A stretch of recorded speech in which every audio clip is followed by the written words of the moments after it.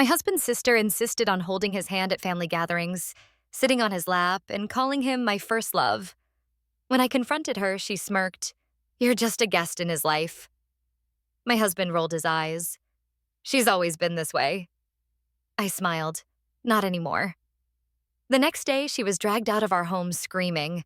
I'm Julia, 34, married to Andrew, 36, for 5 years now. We live in a quiet suburb of Chicago, Illinois. Our life together has been mostly peaceful, but there's been a constant thorn in my side. Andrew's younger sister, Claire, who's 29. From the beginning, Claire's behavior towards Andrew made me uncomfortable. At family gatherings, she'd hold his hand, sit on his lap, and call him my first love. It felt off. I tried to brush it aside, thinking maybe they were just a close-knit family, but as time went on, it became harder to ignore. During Thanksgiving at Andrew's parents' house in Lincoln Park, Claire's actions were more blatant. She fed him bites from her plate, whispered in his ear, and laughed a bit too hard at his jokes. I felt like an outsider watching them. After dinner, I pulled Andrew aside and expressed my feelings. "Andrew, don't you think Claire's behavior is a bit much?" He sighed. "Julia, she's always been like this. It's just how she is." "But it feels inappropriate. It makes me uncomfortable." He rubbed his temples. "I get it, but confronting her will just cause drama." I decided to let it go for the moment, hoping it would get better. It didn't. Christmas came, and we hosted at our place in Evanston. I was in the kitchen when Claire walked in, wearing a dress that could only be described as attention-seeking. She leaned against the counter, watching me cook. "You know," she began, "Andrew and I used to cook together all the time. He loved my cooking." I forced a smile. "That's nice." Dinner was a nightmare. Claire made suggestive comments about past experiences with Andrew, reminiscing about their childhood in ways that felt intimate. She even joked about how she was his first in many things. The final straw was when she sat on his lap during the gift exchange. After the guests left, I confronted Andrew again. "This has to stop. Claire's behavior is crossing boundaries." He looked exhausted. "What do you want me to do, Julia? She's my sister. I want you to set boundaries. Make it clear that this isn't acceptable." He nodded. "I'll talk to her." A week passed and nothing changed. I decided to take matters into my own hands. I invited Claire over for coffee. She arrived all smiles, oblivious to the storm brewing. "Claire, we need to talk." She raised an eyebrow. "About your behavior with Andrew. It's inappropriate and disrespectful to our marriage." She smirked. "You're just a guest in his life, Julia. Andrew and I have a bond you'll never understand." I felt my blood boil but kept my composure. "That may be, but I'm his wife, and this needs to stop." She laughed. "Or what?" I didn't respond. Instead, I showed her out. The next day, with Andrew's hesitant agreement, I arranged for a family intervention. Andrew's parents, Claire, Andrew, and I sat in our living room. The therapist began, "We're here to discuss boundaries and the importance of respecting them." Claire scoffed. "This is ridiculous." Andrew's mother spoke up. "Claire, we've noticed how you interact with Andrew. It's not appropriate." Claire's face turned red. "I can't believe this." The therapist continued, "This is a safe space. We want to understand your perspective." Claire stood up abruptly. "I don't have to listen to this." She stormed out, slamming the door behind her. Andrew looked defeated. "I didn't think it would go that way." I placed a hand on his. "We tried." Days passed without word from Claire. Then one evening, there was a knock at the door. It was Claire, looking remorseful. "Can we talk?" she asked. I nodded, letting her in. "I'm sorry," she began. "I didn't realize how my actions were affecting you." I appreciated her apology but remained cautious. "I hope we can move forward," she said. "So do I," I replied. Since then, things have been better. Claire maintains a respectful distance, and our family gatherings are more comfortable. It took confronting the issue head-on, but setting boundaries was necessary for our marriage and family harmony. For a while, things were calm. Or at least, it looked that way on the surface. Claire kept her distance after that awkward intervention. She didn't text Andrew as often. She didn't pop up unexpectedly at our house anymore. She even skipped the next family dinner. part of me started to relax. I thought maybe we'd turned a corner. Maybe she finally got it. I was wrong. It started small, subtle. Andrew would get texts late at night. He'd silence them quickly. I noticed, but I didn't say anything at first. I wanted to trust him. I really did. But I'm not an idiot either. So one night, around midnight, I waited until he fell asleep. I checked his phone, and there it was. A thread of texts from Claire, pages long. Remember our trip to the lake house? That was the best weekend of my life. Sometimes I wonder if you chose her out of guilt. You used to tell me I was your favorite person. I miss the way you looked at me when we were younger. You don't look at anyone like that now. I felt sick. She wasn't stopping. She had just gone underground with it. Andrew didn't reply to most of her messages, but he hadn't blocked her either. In a few of them, he even sent short replies. Claire, stop. This isn't appropriate. You're making things worse. But never once did he shut it down completely. That's what killed me. He never said, I love my wife, stop talking to me like this. He never blocked her. I took screenshots of the texts, every last one. I sent them to my email. I needed to sit with it. The next morning, I didn't scream. I didn't cry. I made him breakfast like I always did. Eggs, toast, black coffee. Then I slid his phone across the table to him. Change your passcode, I said. He looked confused. What? You left the door open and she walked right in. Lock it. He froze. I watched his face as he put it together. You went through my phone? I didn't back down. I sure did. He put his head in his hands. Julia, you should have told me she was still texting you like that. You should have shut it down harder. He nodded slowly. You're right. Then he did something that surprised me. He handed me the phone. Block her. Do it. I did. But something in me stayed on edge. Because Claire doesn't lose quietly. 2 days later, she showed up at my work. I manage a small interior design studio downtown. Nothing huge. I was at my desk, sketching out a layout, when I saw her reflection in the glass door. I didn't even turn around. Not here, I said without looking up. She opened the door anyway, walked right in like she owned the place. You've poisoned him, she said, voice low and sharp. He doesn't talk to me anymore. I stood up. Because he's married and you can't act like you're in love with your brother. That's when she laughed. Like a slow, bitter laugh. You really think this is about love? You think that's what we are? I stared at her, heart pounding. Then what is it? He was mine first. You took him. You're his sister. She didn't blink. You don't know what you're married into. She turned and walked out. I stood there, shaking. I had to sit down. One of my assistants walked in a few minutes later and found me white as a sheet. Julia, are you okay? No, I wasn't. I drove straight home. Andrew was in the backyard watering the plants. I walked up and told him everything. Her showing up, what she said. He looked pale. I think we need to talk to my parents again. No, I said, we're past that now. He nodded. Then we need to talk to someone else. He didn't mean a therapist this time. He meant someone official. We both knew what that meant, and that's when the worst part started. The next morning, Andrew's car had a flat tire. Nothing crazy. Except it had 3 nails in it, in a perfect line. Placed, not driven over. The day after that, our Ring camera caught someone trying to open the side gate at 3:12 a.m. They wore a hoodie, and we couldn't see the face clearly. That same week, I started getting hang-up calls every night around the same time. 2:30 a.m. Just silence on the other end. I started sleeping with a baseball bat under the bed. Andrew filed a police report. We added more cameras. We told his parents, who were horrified and didn't know what to say. But Claire, she ghosted. Didn't answer texts, didn't show up. She disappeared. And just when I thought maybe she was finally done, I got an envelope in the mail. No return address. Inside was a photo. Andrew, age 17, laying on a blanket at the beach, and Claire curled up next to him, holding his hand. I stared at it for a long time. And I realized this was way deeper than I thought. It wasn't just obsession.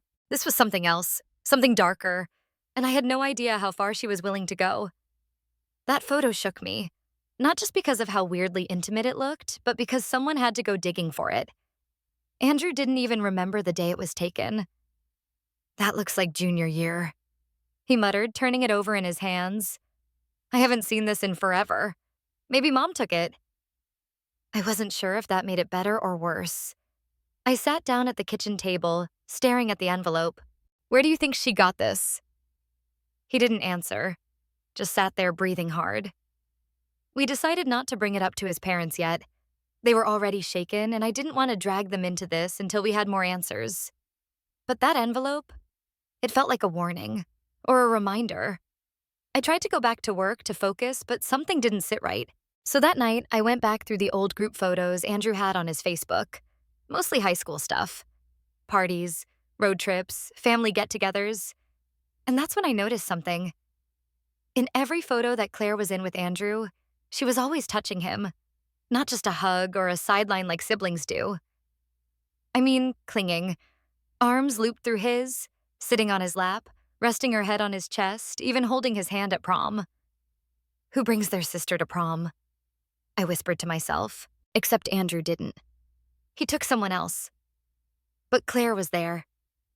And she was in more pictures with him than his actual date. I saved the photos. A couple of days later, Andrew got a phone call at work. He works for a property development firm and rarely gets personal calls during business hours. It was Claire. He didn't answer, but she left a voicemail. I listened to it with him later that night. I'm not going to stop. You can't erase me, Andrew. She doesn't know the truth, but she will. That was it. I called the police again. I reported the call. I showed them the envelope, the flat tire, the late-night hang-up calls. They took it seriously this time. Opened a file, logged everything. But they couldn't do anything unless she actually threatened violence. So we waited. Then came the biggest hit yet. Andrew's company got an anonymous email with photos attached, private photos, old photos. Some of Andrew and Claire on that same beach blanket, but also others I had never seen. Some were even in his bedroom back when he was in high school. One photo showed Claire asleep next to him in his bed, fully clothed but curled up like they were a couple. And the email? It accused Andrew of an inappropriate relationship with a family member. Andrew was brought into HR the next morning. Someone had already forwarded the email to his boss. He was suspended pending an investigation. I sat with him that night on the couch. He looked destroyed. I swear to you, Julia, nothing ever happened. I didn't even know those pictures existed. I believe you, I said, and I meant it. But my hands were shaking because it was clear now. Claire wasn't just trying to get closer. She was trying to take everything from him. Piece by piece.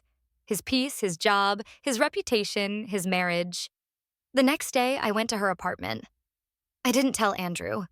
I knocked. No answer. But I knew she was home. I could hear movement inside. I knocked again, louder. Finally, she opened the door. She didn't say a word. I stepped forward and said, "You need to stop."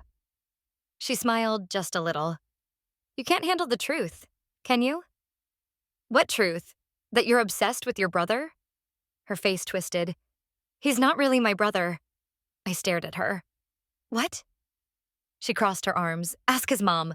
Ask about the adoption." I felt my blood run cold. "Liar." She shrugged. "Believe what you want."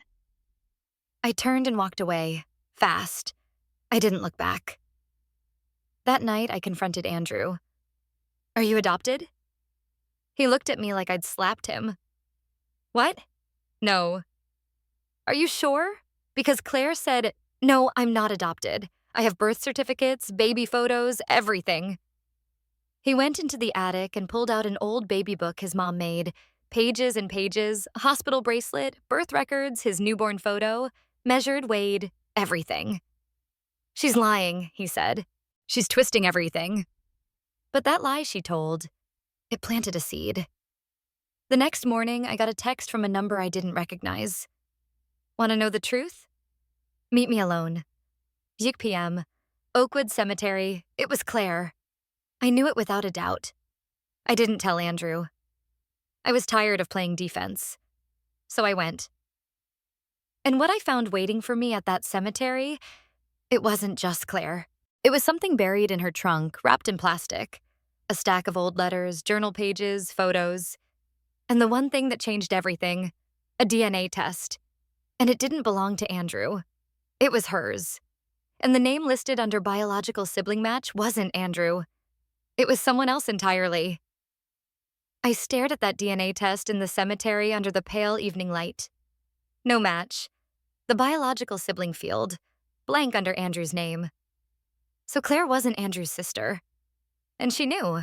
She must have known for years. Maybe since they were teenagers. Maybe since they were little. But what shook me most was this. She had pretended to be his sister. Held on to the title. Played the role in front of everyone. Even their parents. I picked up the letters from the trunk. They were old. Some handwritten, some typed. Most of them from Claire's mother. Her real mother. Begging to see her. Apologizing for leaving. There was one letter that said, "I'm sorry you ended up with them. I thought they'd tell you the truth when you turned 18. They never did." I looked up and Claire was standing a few feet away behind a tree. "I wanted you to see it yourself," she said. "You're not his sister." "No," she said softly. "But I should have been more." I stepped forward. "You spent years trying to destroy his life. Why now?" She didn't blink.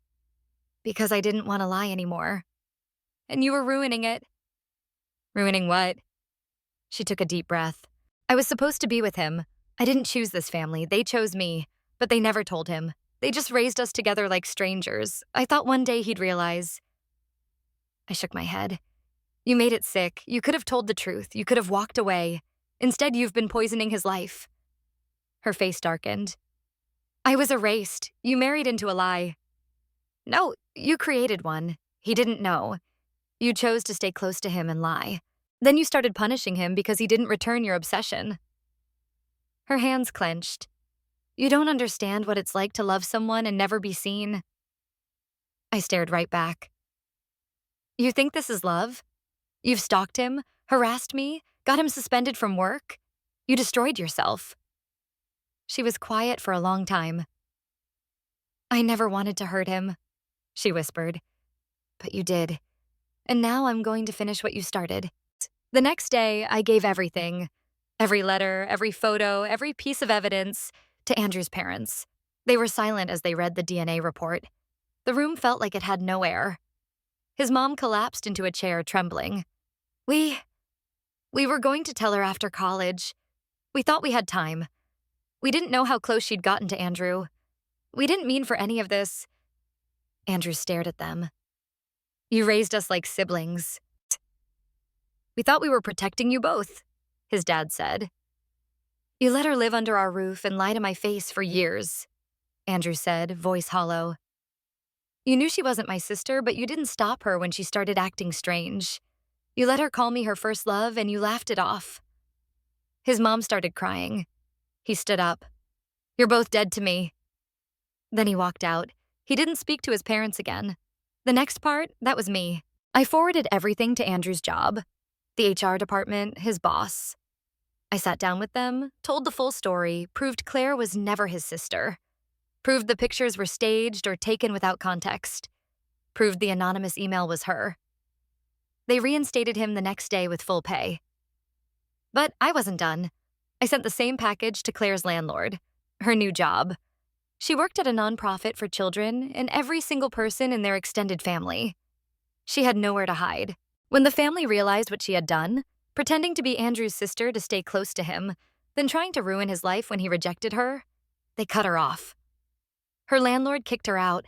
Her employer fired her. Her name got blacklisted. The cops called us 2 weeks later. Claire had been picked up for trespassing at Andrew's old high school. She was sitting on the football bleachers at midnight, alone, whispering to herself. They asked if we wanted to press charges for harassment. Andrew looked at me. "No." But I said, "Yes."